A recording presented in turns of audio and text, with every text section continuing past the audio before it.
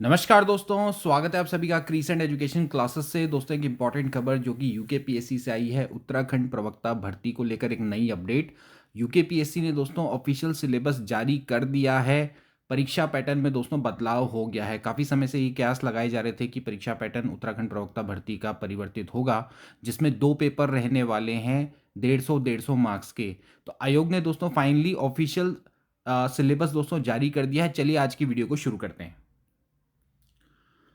दोस्तों finally UKPSC ने विषयवार लिखित परीक्षा का दोस्तों सिलेबस जारी कर दिया है। प्रवक्ता भर्ती का उत्तराखंड विशेष अधीनस्थ शिक्षा प्रवक्ता संवर्ग सेवा सामान्य और महिला शाखा के सीधी भर्ती के रिक्त पदों पर चयन हेतु परीक्षा योजना। तो देखिए, जो परीक्षा पैटर्न है दोस्तों वो चेंज किया गया है। इस बार केवल मुख्य परीक्षा दोस्तों होने वाली है और ये विषयवार लिखित परीक्षा दोस्तों वस्तुनिष्ठ प्रकार की रहेगी। तो प्रवक्ता पद हेतु अभ्यर्थी द्वारा आवेदित विषय की लिखित परीक्षा होगी और उसमें जो प्रश्न पत्र होगा वो वस्तुनिष्ठ होगा और उसमें बहुविकल्पीय प्रकार के दोस्तों प्रश्न पूछे जाएंगे। अब देख लीजिए दोस्तों, इस बार 2 प्रश्न पत्र होने वाले हैं, प्रश्न पत्र 1, प्रश्न पत्र 2। इसमें प्रश्नों की संख्या रहेगी 150, दूसरे में भी रहेगी 150, अधिकतम मिलेंगे 150 150, यानी कि हर अंक 1 मार्क्स का, हर प्रश्न 1 मार्क्स का होने वाला है दोस्तों, ठीक है। यानी कि कुल मिला के 300 मार्क्स का दोस्तों पेपर रहने वाला है। पहले प्रश्न पत्र के लिए आपको 3 घंटे का समय मिलेगा, वहीं दूसरे प्रश्न पत्र के लिए भी आपको 3 घंटे का समय मिलने वाला है। तो इस बार दोस्तों परीक्षा पैटर्न में चेंज हो चुका है। पहले क्या हुआ करता था कि आपको कुल मिला के 200 प्रश्न दोस्तों करने होते थे, जिसके लिए आपको 3 घंटे का समय मिलता था। लेकिन इस बार इन्होंने प्रश्नों की संख्या को बढ़ा दिया है, 150 कर दिया है और देख सकते हैं कि 2 प्रश्न पत्रों में डिवाइड इसको कर दिया है। तो कुल मिला के दोस्तों 300 मार्क्स का आपका जो पेपर है वो दोस्तों होने वाला है, ठीक है। अब इसमें ऋणात्मक पद्धति भी प्रयुक्त की जाएगी, ये भी ध्यान रखना है दोस्तों।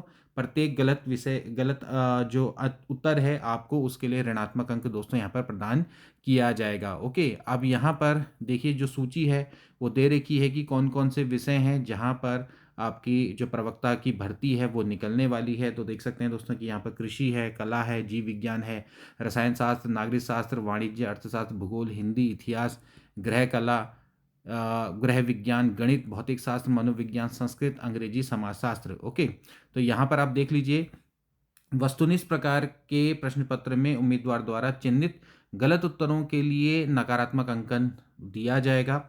ओके, प्रत्येक प्रश्न के लिए नकारात्मक अंक के रूप में प्रश्न के निर्धारित अंकों में से 1/4 अंक काट दिया जाएगा। ये दोस्तों साफ साफ है, यानी कि आपका 1/4 अंक दोस्तों कट जाएगा, 1 अंक सही उत्तर के लिए मिलेगा, जो कि दोस्तों जनरली चलता है, ठीक है। जिसके लिए उम्मीदवार द्वारा गलत उत्तर दिया गया है, यदि कोई अभ्यर्थी किसी प्रकार के लिए 1 से अधिक उत्तर देता है तो भी इसको गलत उत्तर माना जाएगा, भले ही दिए गए उत्तरों में से कोई एक सही ही क्यों ना हो। ओके, और अंतिम चयन लिखित परीक्षा में उम्मीदवार के प्रदर्शन पर आधारित होगा। तो आप देख सकते हैं दोस्तों कि यहाँ पर इसके अनुसार ही दोस्तों आपका अंतिम चयन होने वाला है। तो ये दोस्तों आपका जो एग्ज़ाम पैटर्न है वो दोस्तों यहाँ पर दे दिया और साथ ही साथ दोस्तों यहाँ पर जो सिलेबस है वो भी दोस्तों आपका अपलोड कर दिया गया। आप देख सकते हैं दोस्तों कि यहाँ पर जैसे एग्रीकल्चर है तो एग्रीकल्चर का दोस्तों यहाँ पर सिलेबस दिया गया है। ओके, इसी तरह से आपके जो अन्य सब्जेक्ट्स हैं उनका भी दोस्तों यहाँ पर जो सिलेबस है वो दे दिया गया। तो देखिए, एग्रीकल्चर पार्ट 1, पार्ट 2 इस तरह से दोस्तों दिया गया है, ठीक है। सिमिलरली अगर जैसे बात करें, ये कृषि है, मतलब हिंदी में दिया गया है, पर प्रश्नों की संख्या आपकी 150 है और इसमें आप देख सकते हैं कि 2 आपके प्रश्न पत्र रहने वाले हैं। प्रश्न पत्र 1 का जो सिलेबस है वो अलग है, प्रश्न पत्र दूसरे का जो सिलेबस है दोस्तों वो आपका अलग रहने वाला है। इसी तरह से आर्ट है तो उसका फर्स्ट पेपर का और सेकंड पेपर का दोस्तों यहाँ पर सिलेबस दिया गया है। इसी तरह से आप देख सकते हैं कि हिंदी में भी और इंग्लिश में दोनों में दोस्तों जो सिलेबस हैं दोस्तों दिए गए हैं। ऐसे ही दोस्तों आप बायोलॉजी की बात करें तो यहाँ पर ये पेपर नंबर 1 इसका सिलेबस दोस्तों यहाँ पर ये दिया हुआ है, ठीक है। अभी यहाँ पर सिलेबस के बारे में चर्चा नहीं करेंगे डिटेल में, क्योंकि वो तो फिर आप आपका सब्जेक्ट के जो एक्सपर्ट्स हैं उन्हीं से आप चर्चा कर सकते हैं। और ऐसी बायोलॉजी का आपका सेकंड पेपर का दोस्तों यहाँ पर सिलेबस देख सकते हैं। ओके, ऐसे ही दोस्तों आप आगे देखेंगे जीव विज्ञान में, तो जीव विज्ञान हिंदी में आप देख लीजिए, यहाँ पर सिलेबस दोस्तों यहाँ पर दिया हुआ है। Okay, first paper and second paper. Okay, अब जितने भी जो अभ्यर्थी हैं वे यहाँ पर यही पूछ रहे हैं कि क्या सिलेबस में परिवर्तन हुआ है। तो अभी मैं देखिए सभी सब्जेक्ट्स का एक्सपर्ट तो मैं नहीं हूँ। ओके, मैं खुद मैथमेटिक्स से बिलोंग करता हूँ, मेरा सब्जेक्ट खुद मैथमेटिक्स है, मैं मैथमेटिक्स भी पढ़ाता हूँ।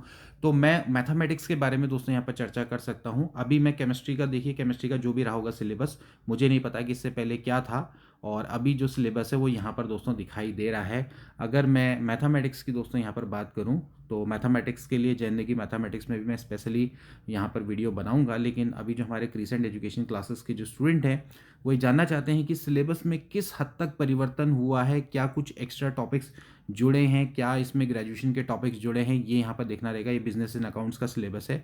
एक बार देख लेते हैं, नीचे स्क्रॉल करते हैं। यहाँ पर वाणिज्य का भी दोस्तों यहाँ पर सिलेबस दिया हुआ है, हिंदी की मैं बात कर रहा हूँ, ठीक है, इंग्लिश हिंदी दोनों में दिया हुआ है।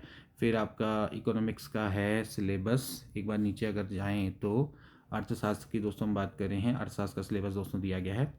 और नीचे अगर दोस्तों हम स्क्रॉल करें, ज्योग्राफी भूगोल का भी प्रथम प्रश्न पत्र और सेकंड प्रश्न पत्र दिया गया है।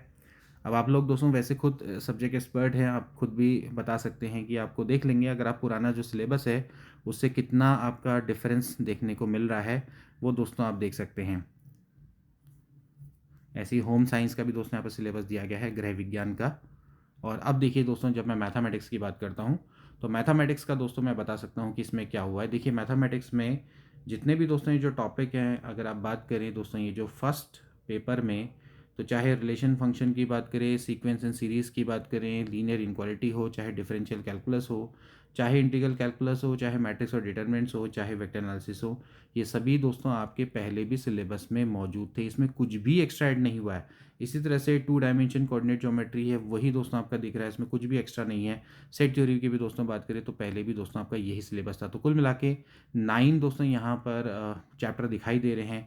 इस तरह से अगर पेपर सेकंड की भी दोस्तों अगर आप बात करें तो यहाँ पर अगर मैं देखूँ तो मैथमेटिकल इंडक्शन ये भी पहले से था, परमुटेशन कॉम्बिनेशन ये भी पहले से था, 3 डायमेंशन ज्योमेट्री ये भी दोस्तों आपका पहले से, इसमें कुछ भी एक्स्ट्रा टॉपिक यहाँ पर नहीं ऐड दिख रहा है।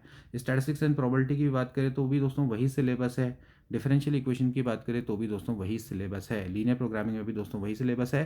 कैलकुलस ऑफ वेरिएशन में भी दोस्तों वही सिलेबस है और न्यूमेरिकल एनालिसिस में भी दोस्तों वही सिलेबस है। तो भाई बात सीधी सीधी है कि पहले वहाँ पर 6 यूनिट थी, मैं अपने दोस्तों मैं मैथमेटिक्स की भी दोस्तों बात कर रहा हूँ, 6 यूनिट थी दोस्तों और 17 चैप्टर थे। अब इन्होंने कुछ ही नहीं किया है, यहाँ पर इन्होंने जो यूनिट्स हैं उनके जो 17 चैप्टर्स हैं उनको अलग अलग निकाल दिया है और फर्स्ट पेपर में इन्होंने मेरे ख्याल में 9 चैप्टर ऊपर ऐड कर दिए हैं और नीचे आपके 8 चैप्टर बना के पहला पेपर और सेकंड पेपर बना दिया है। पहला पेपर और सेकंड पेपर, यानी कि पहले पेपर में आपके 9 चैप्टर होंगे और अगले पेपर में 8 चैप्टर होंगे। पहले 6 यूनिट हुआ करती थी, ओके, और 6 यूनिट में आपके ये सभी चैप्टर्स आपके डिवाइड थे। तो कुछ भी परिवर्तन नहीं हुआ है सिलेबस में मैथमेटिक्स में, अगर मैं बात करूँ तो। अब ऐसा ही हो सकता है कि अन्य सब्जेक्ट्स में भी हुआ हो, क्योंकि इतना बड़े तौर पे सभी में सिलेबस परिवर्तन करना संभव नहीं होता है जैसे बात की जा रही थी। तो बस इन्होंने परीक्षा पैटर्न में थोड़ा सा चेंज किया है और पूछ भी वही रहे हैं, सब्जेक्ट ही पूछ रहे हैं और कुछ नहीं पूछने जा रहे हैं। और आपको कोई अन्य यहाँ पर नहीं पढ़नी है कोई भी चीज़, ना आपको कोई अन्य सब्जेक्ट पढ़ने की आवश्यकता है, ना आपको टीचिंग एप्टीट्यूड पढ़ना है, ना आपको हिंदी पढ़नी है, ना आपको इंग्लिश पढ़नी है। मतलब मैं जनरल की बात करूँ, ना ही आपको कोई जनरल नॉलेज दोस्तों पढ़नी है। केवल और केवल अपने सब्जेक्ट पर ही दोस्तों आपको फोकस करनी है। तो पैटर्न तो अच्छा है, बस यही यहाँ पर सबसे बड़ी समस्या ये रहेगी, क्योंकि सिलेबस में इन्होंने परिवर्तन तो नहीं किया है, बस परीक्षा पैटर्न में परिवर्तन किया है।